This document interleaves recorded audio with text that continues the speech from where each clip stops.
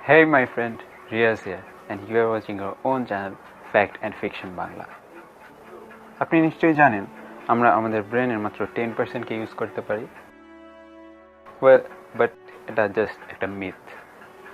আসলে আমরা আমাদের ব্রেনে 100% ইউজ করে থাকি অলমোস্ট। তবে হ্যাঁ, একসাথে না, কোনো একটা সময় আমাদের ব্রেনের কোনো একটা অংশ বেশি অ্যাক্টিভ থাকে।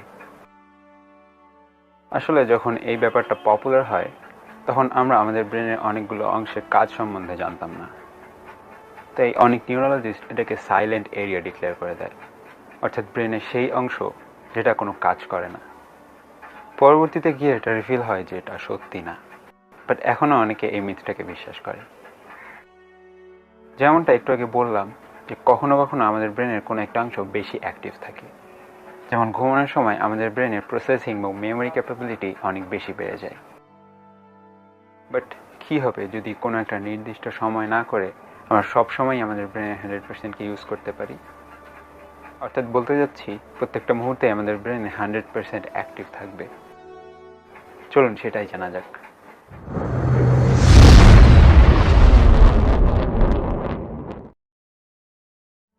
হিউম্যান ব্রেন অন্য যে কোনো স্পিসিসের থেকে বেশি কমপ্লেক্স।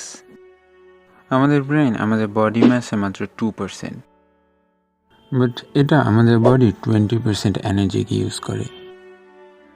আর মানব শিশুর ক্ষেত্রে সেটা 50%। এটা অন্য যে কোনো প্রজাতির থেকে অনেক বেশি, কারণ মানব মস্তিষ্কে রয়েছে প্রায় 86 বিলিয়ন নিউরনস, যেটাও অন্য সব স্পিসিসের থেকে অনেক অনেক বেশি।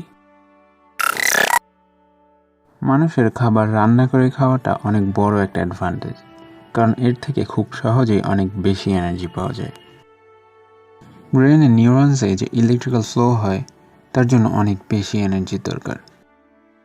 আমাদের ব্রেনের প্রতি মিনিটে প্রায় 3.4 × 10⁻21 এটিপি মলিকিউলসের দরকার হয়।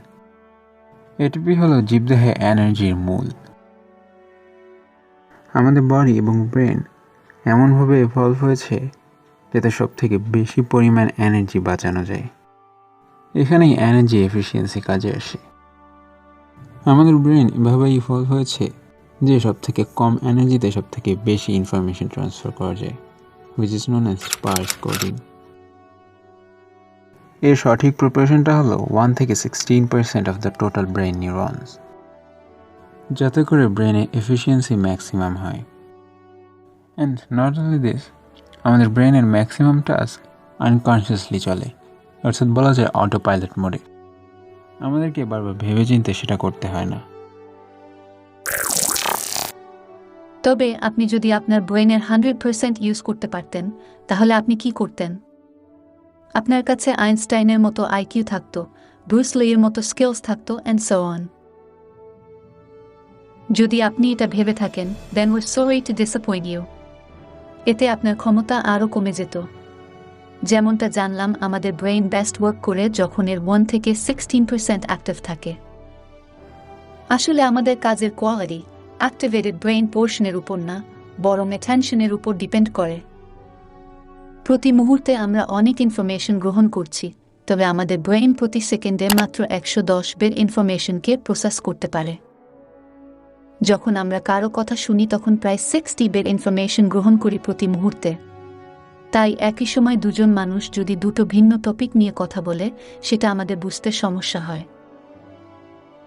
যখন আমাদের পুরো অ্যাটেনশন একটি কাজের উপর থাকে, অর্থাৎ পুরো 110 বিটস অফ ইনফরমেশন আমরা শুধু সেখান থেকে পাই, তখন আমাদের ব্রেইনের পুরো এনার্জি সেখানে খরচ হয়। ব্রেইনের এই স্টেটকে বলা হয় ফ্লো স্টেট। ফ্লো স্টেটে করা কোনো কাজের কোয়ালিটি অন্য সময়ের থেকে বেটার হয়। ফ্লো স্টেট তখনই অ্যাচিভ করা সম্ভব যখন আপনি শুধু একটি কাজের উপরই অ্যাটেনশন দেবেন। মাল্টিটাস্কিং করার সময় ফ্লো স্টেট অ্যাচিভ করা পসিবল নয়। যেমনটা জানলাম, আমাদের ব্রেনে ম্যাক্সিমাম এফিসিয়েন্সি তখনই অ্যাচিভ হয় যখন এর 1 থেকে 16% of the total neurons active থাকে। আমরা যদি 100% ইউজ করার কথা ভাবি, তাহলে এর এফিসিয়েন্সি ডেফিনেটলি অনেক কমে যাবে। অ্যান্ড শুধু তাই না, এটা আমাদের শরীরে সব এনার্জিকেই খরচ করে ফেলবে। আর 86 বিলিয়ন নার্ভসে একসাথে ইলেকট্রিক্যাল ফ্লো হওয়ার কারণে পুরো ব্রেন সিস্টেমই আনস্টেবল হয়ে পড়বে। তাই আমরা যদি আমাদের 100% অফ দ্য ব্রেনে ইউজ করতে চাই, তাহলে সুপার হিউম্যান তো দূরের কথা, নর্মাল হিউম্যানও থাকা যাবে না।